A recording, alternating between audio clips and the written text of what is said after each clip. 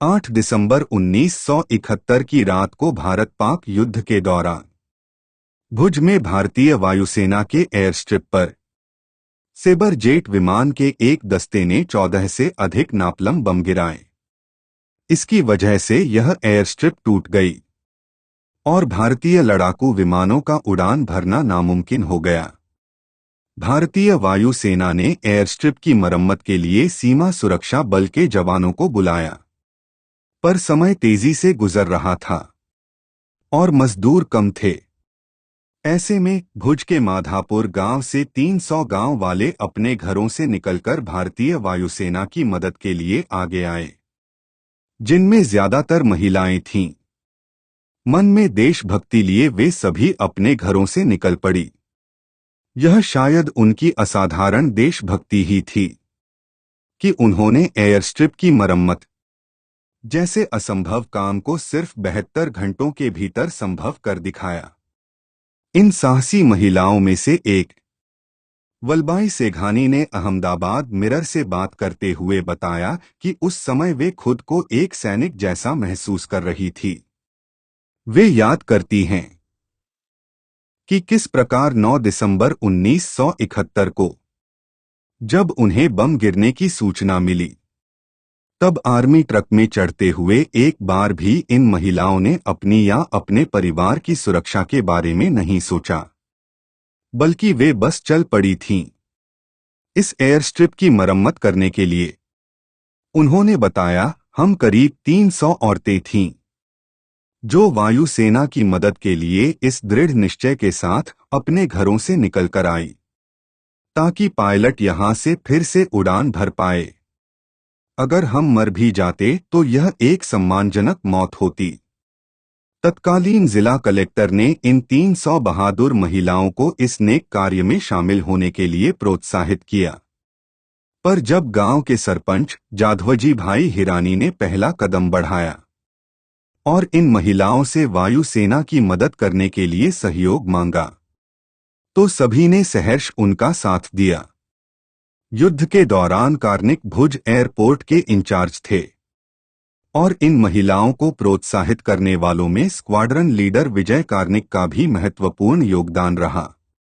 50 IAF और 60 defence security core के जवानों और अन्य 2 वरिष्ठ अधिकारियों के साथ मिलकर उन्होंने ही यह सुनिश्चित किया कि विस्फोट में क्षतिग्रस्त होने के बाद भी एयर स्ट्रिप चालू रहे। एशियन एज से बात करते हुए स्क्वाड्रन लीडर कार्निक उस घटना को याद करते हुए बताते हैं, हम एक जंग लड़ रहे थे और अगर इनमें से कोई भी महिला घायल होती तो हमारे प्रयास को बड़ा नुकसान पहुंचता, पर मैंने फैसला ले लिया था और यह काम भी कर गया। हमने उन्हें बता दिया था कि हमला होने पर वे कहां शरण ले सकती हैं और उन्होंने बड़ी बहादुरी से इसका पालन किया। क्षतिग्रस्त एयर स्ट्रिप को ठीक करना एक मुश्किल काम था, क्योंकि इन नागरिकों की जान को लगातार खतरा था। उन्होंने अपने अफसर के मार्गदर्शन में काम शुरू किया। जब भी भारतीय वायुसेना को पाकिस्तानी बॉम्बर के अपनी तरफ बढ़ने की शंका होती, तो ये एक सायरन बजाकर इन नागरिकों को सावधान कर देते। हम तुरंत भागकर झाड़ियों में छुप जाते थे। हमें हल्के हरे रंग की साड़ी पहनने के लिए कहा गया था ताकि झाड़ियों में छुपना आसान हो जाए। एक छोटा सा सायरन इस बात का संकेत था कि हम वापस काम शुरू कर सकते हैं। हम सुबह से शाम तक कड़ी मेहनत करते थे ताकि दिन में रोशनी का पूरा फायदा मिले, वल्लभाई ने बताया। एयर स्ट्रिप को ठीक करने में योगदान देने वाली एक और साहसी महिला वीरू लछानी ने द टाइम्स ऑफ इंडिया को बताया, दुश्मन के विमान को धोखा देने के लिए हमें एयर स्ट्रिप को गोबर से ढकने की हिदायत दी गई थी। काम के दौरान सायरन की आवाज पर हमें छिपने के लिए बंकर की ओर भागना पड़ता था। एयर स्ट्राइक के समय बंकर में हमें सुखड़ी और मिर्च पर गुजारा करना पड़ता था। पहले दिन खाने के लिए कुछ न होने के कारण उन्हें भूखे पेट सोना पड़ा। दूसरे दिन पास के मंदिर से उनके लिए फल और मिठाई भिजवाई गई। इससे उन्हें तीसरे दिन काम करने में मदद मिली। चौथे दिन शाम के 4 बजे एक लड़ाकू विमान ने एयर स्ट्रिप से उड़ान भरी। आखिरकार यह काम कर रहा था। यह हमारे लिए गर्व का क्षण था, कहते हुए वल्लभाई का चेहरा चमक उठता है।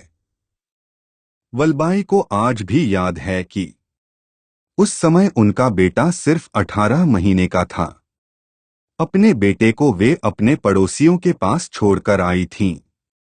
जब उनसे पड़ोसियों ने पूछा कि अगर उनको कुछ हो गया तो उनके बेटे को वे किसे सौंपें, तो उनके पास कोई जवाब नहीं था। वल्लभाई ने बताया, मुझे सिर्फ यह पता था कि उस समय मेरे भाइयों को मेरी ज्यादा जरूरत थी। मुझे आज भी याद है कि किस प्रकार सारे पायलट हमारा ख्याल रखते थे।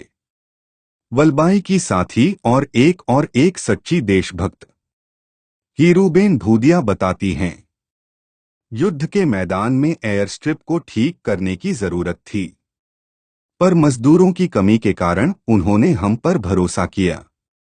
72 घंटों में हमने सुनिश्चित किया कि पायलट वापस आकाश की ऊंचाई को छू सकें। आज भी हम में वही जज्बा है और सेना को जरूरत पड़ने पर हम फिर से उनके लिए काम करेंगे। इस युद्ध के 3 साल बाद जब प्रधानमंत्री इंदिरा गांधी ने इन महिलाओं को उपहार देना चाहा तो उन्होंने विनम्रतापूर्वक मना कर दिया और कहा, हमने जो भी किया वह हमारे देश के लिए था।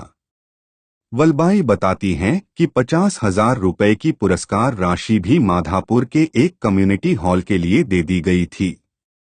साल 2018 में केंद्रीय सरकार ने भुज के माधापुर गांव में वीरांगना स्मारक नामक एक युद्ध स्मारक इन बहादुर महिलाओं को समर्पित किया है।